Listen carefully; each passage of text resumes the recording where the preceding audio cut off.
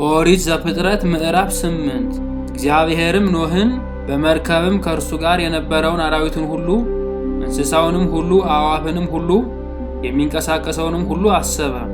እግዚአብሔርም በምድር ላይ ነፋስን አመጣ፣ ውሃውም ጎደለ፣ የቀላዩም ምንጮች የሰማዩም መስኮቶች ተደፈኑ፣ ዝናብም ከሰማይ ተከለከለ፣ ውሃውም ከምድር ላይ እያደረ እየቀለለ ይሄድ ጀመር። ከ150 ቀንም በኋላ ውሃው ጎደለ። መርከቢቱም በሰባተኛው ወር ከወሩም ከ27ኛው ቀን በአራራት ተራራ ላይ ተቀመጠች። ውሃውም እስከ 10ኛው ወር ድረስ ይጎድል ነበር። በ11ኛውም ወር ከወሩም በመጀመሪያው ቀን የተራሮች ራሶች ተገለጡ።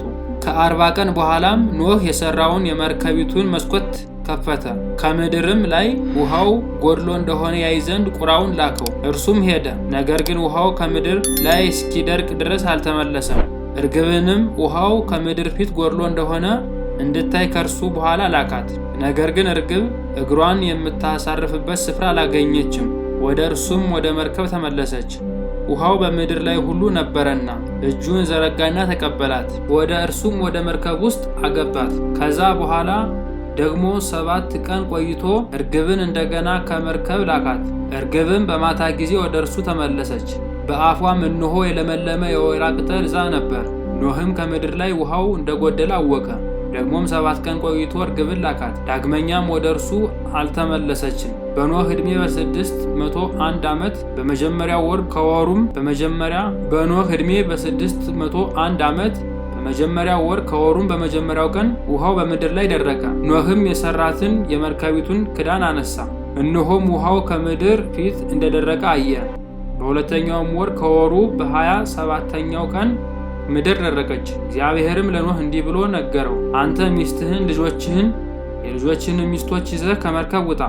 ከአንተ ጋር ያሉትን አራዊት ሁሉ፣ ሥጋ ያላቸውን ሁሉ፣ ወፎችና እንስሳቶችን ሁሉ፣ በምድር ላይ የሚንቀሳቀሱትንም ሁሉ ከአንተ ጋር አውጣቸው።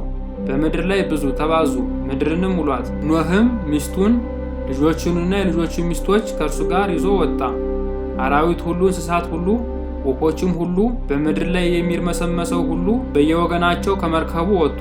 ኖህም ለእግዚአብሔር መሠዊያውን ሠራ። ከንጹሕም እንስሳ ሁሉ ከንጹሐን ወፎች ሁሉ ወሰደ። በመሠዊያውም ላይ መሥዋዕትን አቀረበ። እግዚአብሔር አምላክም መልካሙን መዓዛ አሸተተ። እግዚአብሔርም በልቡ አለ፣ ምድርን ዳግመኛ ስለ ሰዎች ሥራ አልረግምም።